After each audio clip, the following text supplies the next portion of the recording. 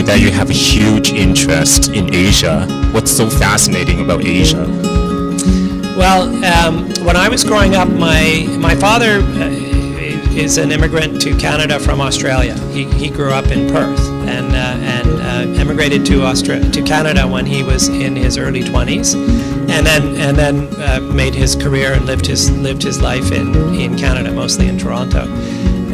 So from a very early age, I was interested in Asia Pacific affairs and in world affairs, and I had an opportunity between when I graduated from high school to do a youth exchange program that the Canadian government sponsored called Canada World Youth that took me to Indonesia, where I got to live in a village for 3.5 months.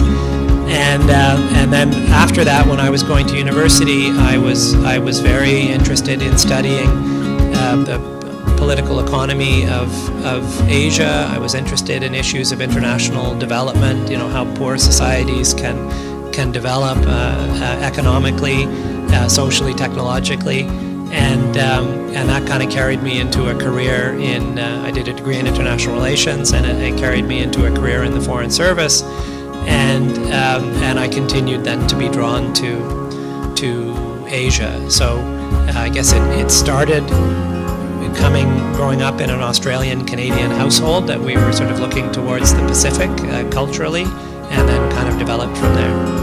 Between 1990 and 1991, you were in Hong Kong pursuing a certificate of Chinese language and culture. And what was that whole experience like? What did you take away from that 1 year in Hong Kong?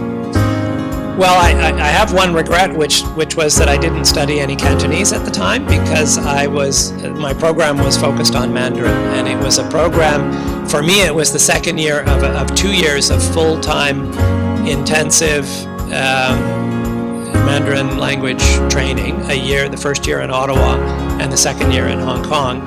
And the Chinese University of Hong Kong had developed in those days a really state-of-the-art program for training in Mandarin for diplomats and business people foreigners who would be going into the mainland to work. And this was still fairly early in the reform and opening process in China.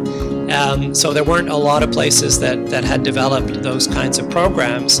In universities and other places, they had Chinese studies programs that focused on classical Chinese, but not so much on practical Chinese for people who were going to be going in and negotiating commercial agreements or international agreements of different kinds, and having to understand the political system and read the People's Daily and understand what it was talking about. So it was a very customized program.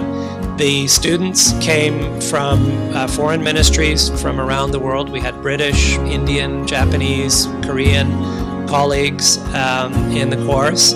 And it was at that time it was just a fantastic place to study about China, Chinese culture. The Chinese University had wonderful libraries and facilities, and it was a great, I think, preparation for working in the mainland. And there were conversations you could have, things that you could study in Hong Kong, and political and cultural topics, historical topics that would be difficult to pursue if you were at a university on the mainland in those days.